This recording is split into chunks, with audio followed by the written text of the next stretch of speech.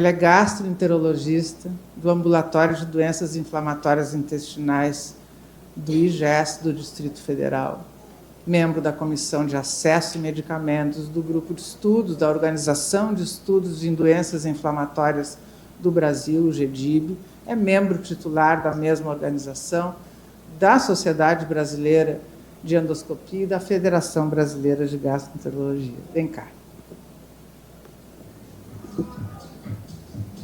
Não sabia que a gente conhecia.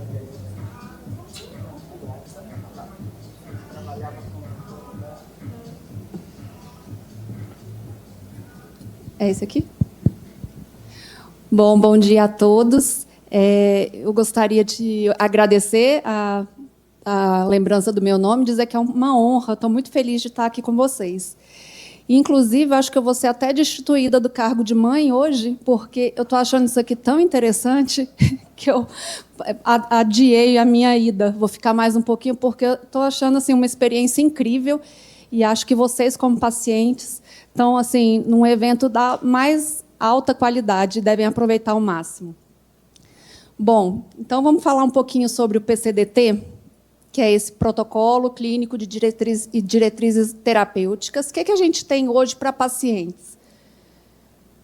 Bom, olha só, a Constituição Federal, então, de 88, ela estabeleceu que saúde é um direito de todos e o dever do Estado, né?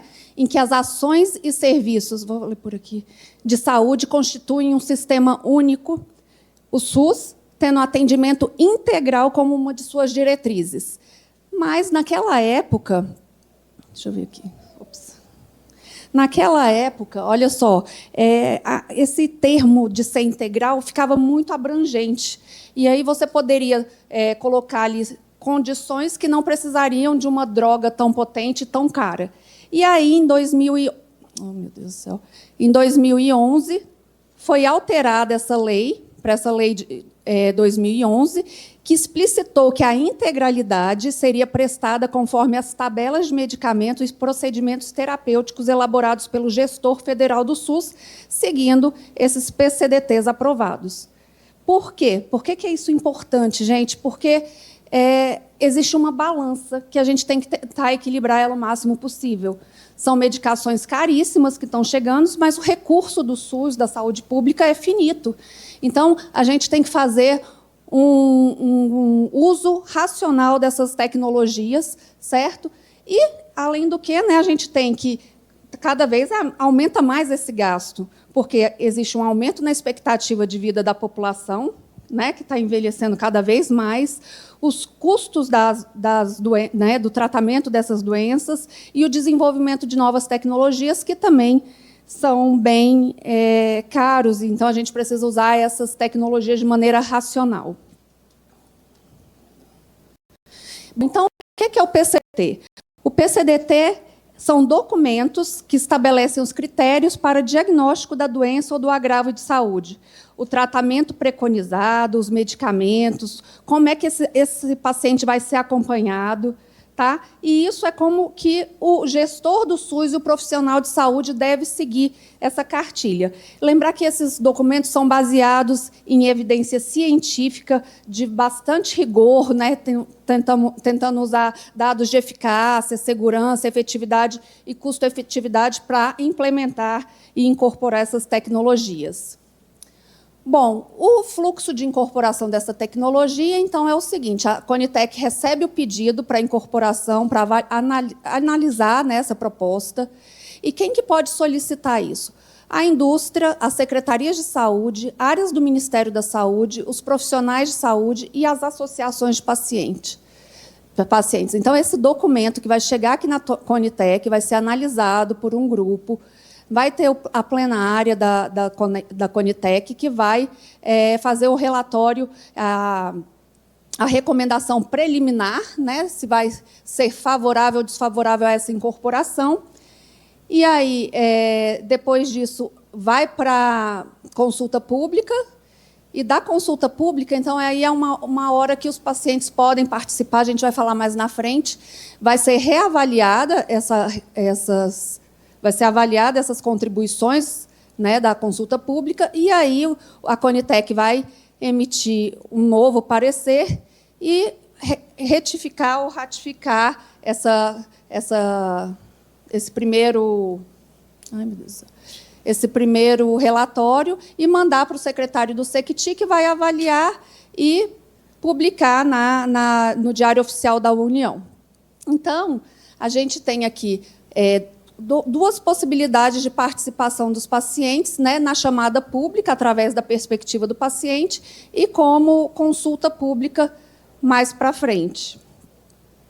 Então, como que o paciente pode participar da perspectiva do paciente? Essa perspectiva do paciente, na verdade, é um espaço aberto durante a apreciação inicial dos temas da comissão, para apresentar relatos dos usuários do SUS sobre aspectos relacionados à experiência e à condição de saúde, com a tecnologia em avaliação e o seu impacto na qualidade de vida. Quem pode participar aqui? Pacientes, familiares, cuidadores de pacientes, representantes de associação de pacientes.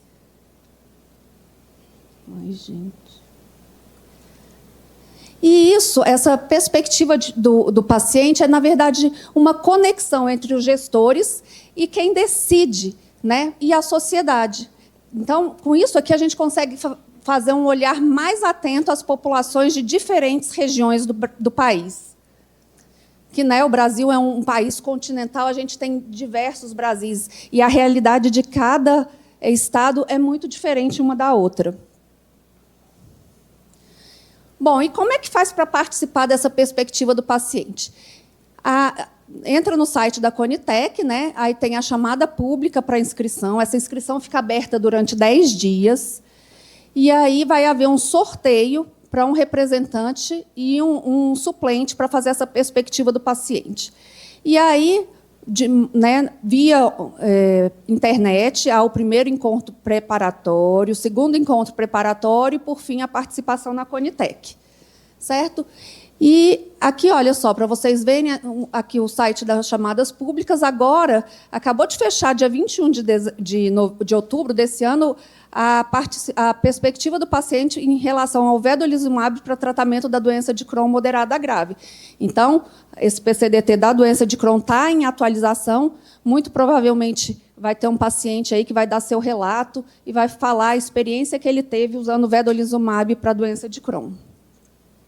Aqui eu trouxe a perspectiva de um paciente que participou, ano passado, da incorporação do ustekinumab para a doença de Crohn. Então, olha só, essa perspectiva ficou aberta 10 dias, né, igual a gente falou anteriormente, 100 pessoas se inscreveram, e aí a paciente que foi sorteada, ela contribuiu falando o que ela tinha, olha, doença de Crohn há 15 anos, com todos os sintomas que elas tinham, das fístulas, estenoses, das complicações, os remédios que ela já tinha tentado usar e que não deram certo, ou por efeitos adversos, ou por falha de ação da medicação. Contou também dos prejuízos físicos e psicológicos que impactaram diretamente a qualidade de vida da paciente. E ela disse ainda que depois ela acabou indo para uma cirurgia e aí começou a fazer o uso regular do ustekinumab e teve melhora significativa dos sintomas e a doença entrou em remissão.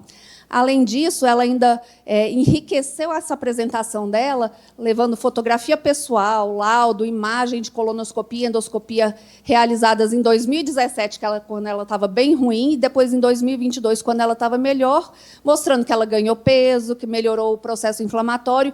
Então, essa foi a parte da participação da paciente, que é 10 minutinhos. E depois vem os questionamentos, né, do membro comitê. Então, foi perguntada sobre os eventos adversos que ela teve, da medicação, quanto tempo ela utilizou cada imunobiológico antes de identificar ineficiência e realizar a troca.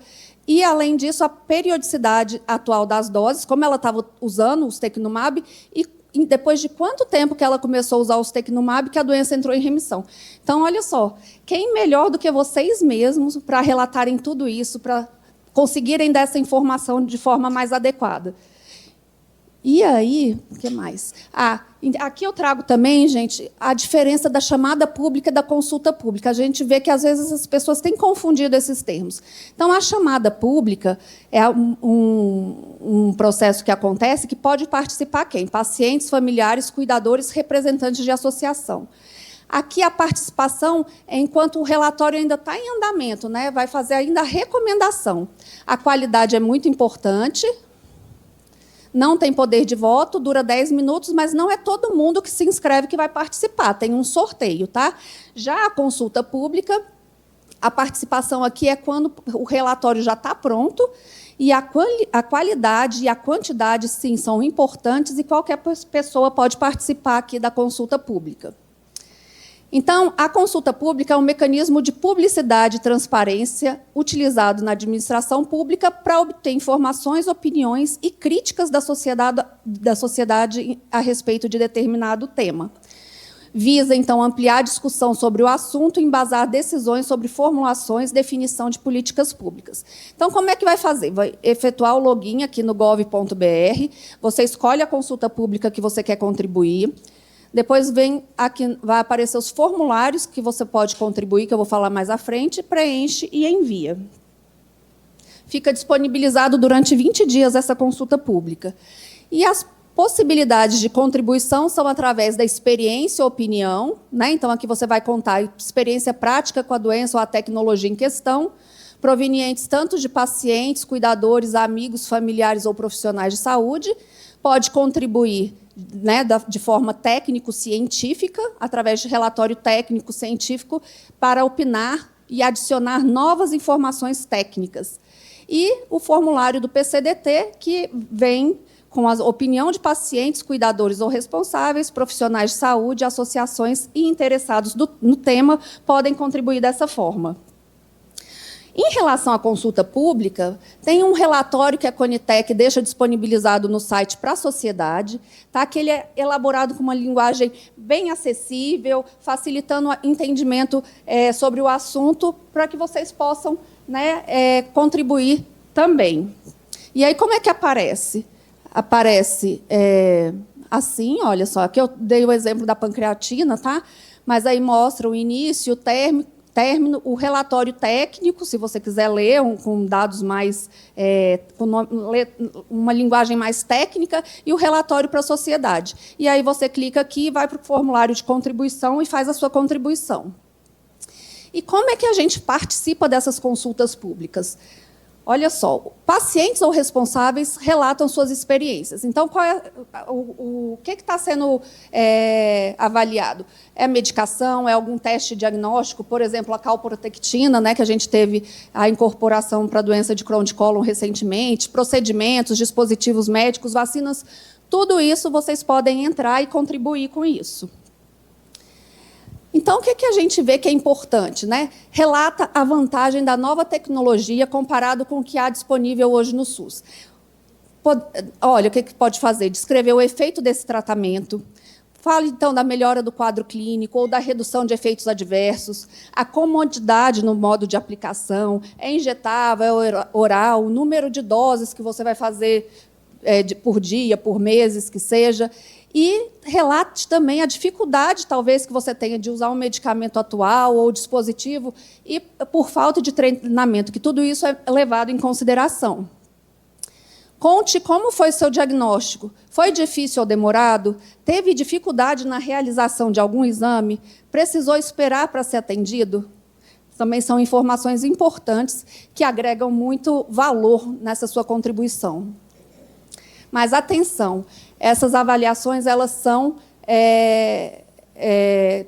passam por uma análise qualitativa e tudo que for repetido é descartado. Tá? Mas, assim, eu acho que isso é muito mais para médico, né? Porque paciente, cada um tem sua experiência, muito difícil de vocês fazerem uma contribuição idêntica. Né? Além disso, é importante, então, falar sobre as barreiras ao acesso. Tem dificuldade a centro de distribuição? O impacto financeiro e social na sua vida e na rotina familiar. Então, precisou ter gasto com os equipamentos médicos, você ou seus familiares precisaram faltar trabalho ou não conseguiram lidar com atividades domésticas. Descreva tanto os gastos financeiros quanto em horas para deslocamento no trânsito, por exemplo, que aí a gente tem uma noção, né, de quanto prejuízo você tem com a falta dessa nova tecnologia. Por exemplo, Aqui, e uma coisa, né, que a gente agora conseguiu o Ustekinumab, mas tem paciente que tem dificuldade de acessar um centro de infusão para fazer. Antigamente, no SUS, a gente só tinha para Crohn o Infliximab e Adalimumab. Né? Então, assim, a dificuldade de acesso Desculpe, na retocolítica, a gente só tem medicações injetáveis, né, o Vedolizumab e o Infliximab, e agora a gente tem uma molécula oral que chegou. Então, assim, mostrando assim, a dificuldade. Eu tive num fórum em Manaus e eu fiquei impressionada, gente. O pessoal pega um barco, anda 7 dias no barco para chegar em Manaus, para fazer a medicação e volta para casa mais 7 dias. Então, imagina, a médica estava me falando, às vezes esses pacientes chegam com febre ruim porque pegaram uma doença durante a viagem, chega aqui, não pode fazer, volta. Então, assim, mostrar, né, às vezes, a dificuldade que esses pacientes têm, e muita gente não sabe. Né? A gente, quando fica focado ali só em prescrever, vai lá, pega seu remédio, beleza. A gente não sabe o que o Brasil, Brasil continental, quanta dificuldade nossos pacientes passam. Bom, e aí, né, eu acho que a Alessandra já falou muito bem de, né, como é que a gente faz acesso à informação. Então, a gente quer saber, por exemplo, por que está demorando a liberar uma medicação. A gente pode entrar nessa line, né, para os cidadãos, e aqui tem todas o que a gente pode pedir, né, pedido de informação, tá? E eles entram em contato com a gente para responder esse seu pedido ou sua pergunta. Aqui sobre o movimento medicamento no tempo certo, tá? Uma iniciativa muito bacana da Biorrede, né, que o paciente ou familiar registra a falta de medicamento em um formulário próprio disponível nesse site. Tá? A Biorrede, então, recebe esses dados, envia os questionamentos ao gestor público responsável pela desassistência farmacêutica, e os resultados desses questionamentos são publicados em blogs e nas redes sociais. Então, aqui para vocês verem, um informe do Ministério da Saúde sobre o abastecimento. O Infliximab, por exemplo, originador para artrite reumatoide, né, quantitativo entregue 100%. O biosimilar, nada foi entregue, mas o prazo contratual, né, essa aqui já está um pouco antigo, era nesse prazo. E aí, então, a gente tem eles usando essa tecnologia aqui para ajudar os pacientes. E podemos também fazer o registro da falta de medicamentos nas ouvidorias do SUS, 136, do Ministério da Saúde, nas ouvidorias das secretarias estaduais de saúde, e solicitar apoio das defensorias públicas para o fornecimento de medicamento seja regularizado. Tá? Então, aqui, gente, para vocês saberem que os PCDTs não são apenas documentos técnicos, né? Eles são uma ponte entre o melhor da ciência e a realidade do nosso cuidado diário. Mas adivinha só, quem quer essa ponte? Vocês. Sem vocês, a gente não consegue construir essa ponte. E hoje já foi falado muito, muito mesmo. Vocês têm voz, vocês têm muito poder, mas precisa saber usar. E conte com a gente, porque a gente, como profissional de saúde, com certeza que é o melhor para vocês, e a gente espera poder ajudar ao máximo. Obrigada.